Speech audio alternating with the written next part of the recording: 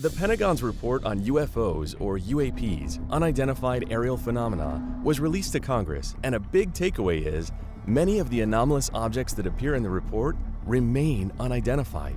To understand why experts and pilots remain baffled, we spoke to veteran pilot Andrea Themley. I am currently a pilot for a major airline flying 737s, and I was previously a colonel in the Air Force. I flew the F-15C Eagle, the T-38 Talon, and the T-6 Texan too, and I was an instructor in all three of those airframes. Ultimately, pilots seem to be the ones who are seeing a lot of these objects because they are out over the ocean flying. There's a whole fleet of them. Look on the ASA. I can't imagine being in their shoes and seeing what they saw. I think it would be terrifying to not know what this object was. There's a thing. It's rotating. Colonel Themley is going to walk us through videos of unidentified aerial phenomena and explain the traits that make them unidentifiable from a physics and aerodynamics perspective. Let's unpack the first trait, anti-gravity. The acorn shape, pyramid shape, and the spherical shape, they seem to overcome gravity without any visible propulsion or any airfoils that provide lift, or what we would traditionally call a wing. Since the dawn of aviation on Earth, which has been about 120 years now, normally lift is produced when an aircraft increases speed. The air goes over the top of the wing and the bottom of the wing and meets at the end of the wing at the same time. But because the top of the wing is a different size than the bottom, it's going to create a negative pressure because it's traveling faster, and it essentially sucks the wing and the rest of the aircraft into that negative pressure area, and that's what we refer to as lift. Okay, so the unidentified aerial phenomena don't appear to have recognizable wings for lift. But what about their propulsion? I'm watching the gimbal video. This was filmed in 2015, and as you can see at the top, it's using the infrared sensor, and that is depicted by the IR at the top of the screen there.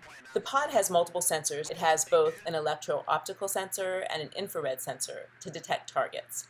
What's noticeable is that there's no visible infrared exhaust plume coming from this object, and that indicates no source of propulsion as we know it. Where you see WHT, which stands for white hot. So the cooler heat signatures will appear as black, and the hottest targets are going to be displayed as white.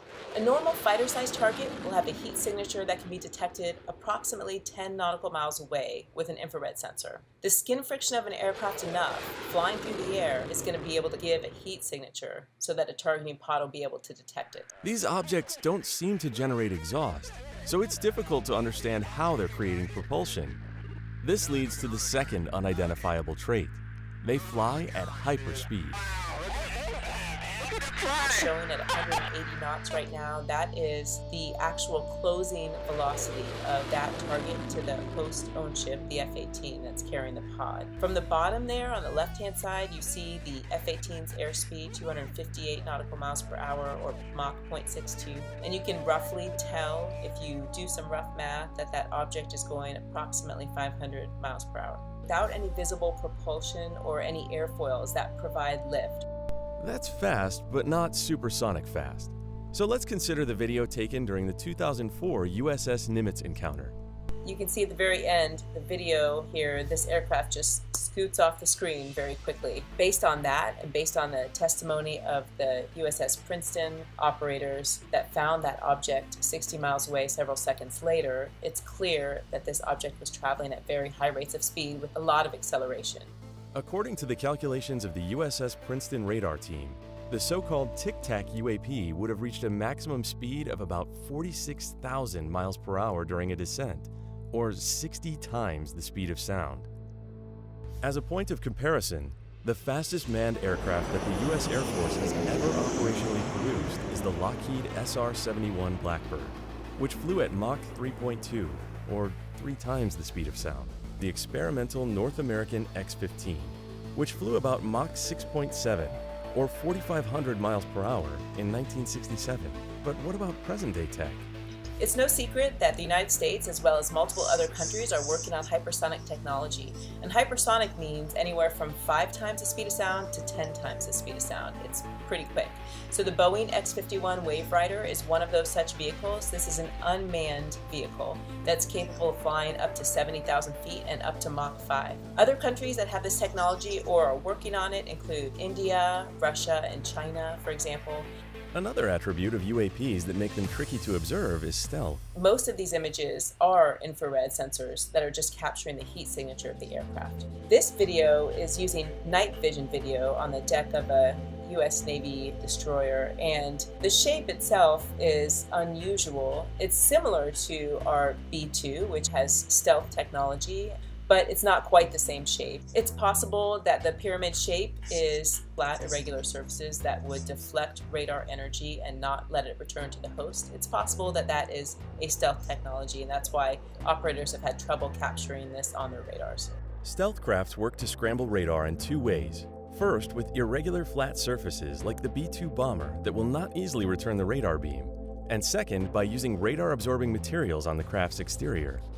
It's unclear why it is flashing, but some of it might have to do with the quality of the camera or the night vision video that they have. It's really tough to tell what the actual colors are or if it is metallic or silver.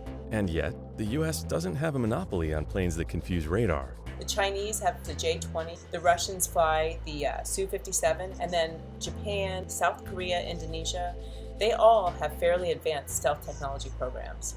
Another anomalous trait UAPs seem to have is that they are transmedium. Whoa, splash! Splash! Transmedium just means that these objects are moving easily between different environments, such as space, our atmosphere, and even underwater.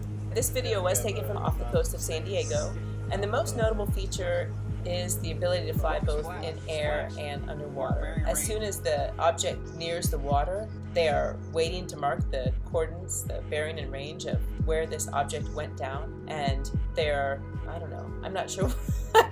This video, I was like, I don't know that I can really, because there's nothing we have that's even remotely close to this, so I don't even really know what to say about it.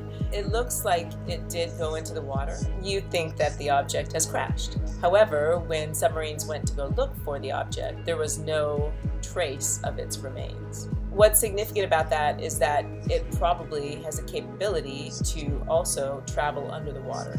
And we have nothing here in the United States, anyway, that can operate as both an aircraft and a submarine. A recently leaked video of what is allegedly the radar screen aboard the USS Omaha might support the jaw-dropping assertion that this UAP dropped into the water and swam away.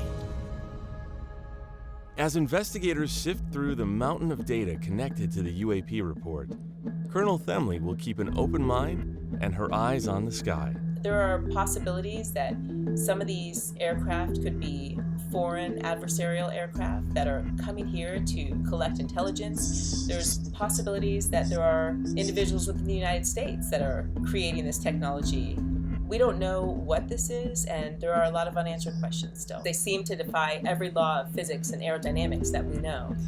I'm excited that these questions are going to start being answered. Again, I'm a skeptic. I want proof. I want to be able to see and believe something, so I'm glad that the Pentagon is doing investigations so we can actually figure out what these objects are.